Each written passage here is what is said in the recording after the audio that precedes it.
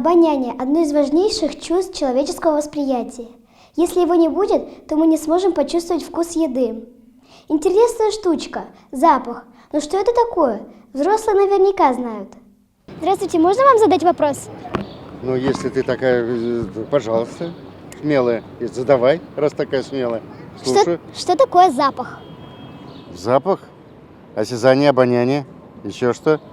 Не знаю больше. Ну, подумайте. Что такое запах? Какой-то каверзный вопрос или Да. нет? Подколкой какой-то вопрос, да, у тебя? Я сама не знаю. Молодец. Запах? Что такое запах?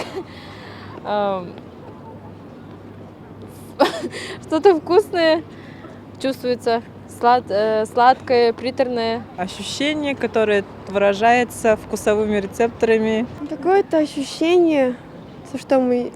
Ну, я не знаю, что ответить. Ну, запах – это теплые воспоминания о прошлом. Запах — это одно из чувств человека. Это когда человек чует что-то, что ему нравится, нет? Какой-то... Я сама не знаю, я вас спрашиваю. Мы тоже не знаем. Спроси у нее лучше. Ну, как вы думаете?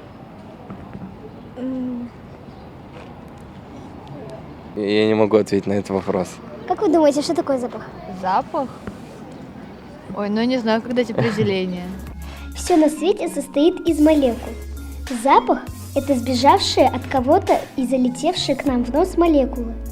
У всех веществ молекулы разные, поэтому клубника пахнет клубникой, а апельсин – апельсином. Наш нос – это очень хитрый ловец молекул запахов. В нем спрятаны 60 миллионов специальных нюхательных клеток. Молекулы попадают на эти клетки, и нос мгновенно посылает мозгу команду. Внимание! Тут пекутся пирожки! Человеческий нос способен различить примерно 10 тысяч запахов. У каждого человека тоже свой особенный запах, как отпечатки пальцев.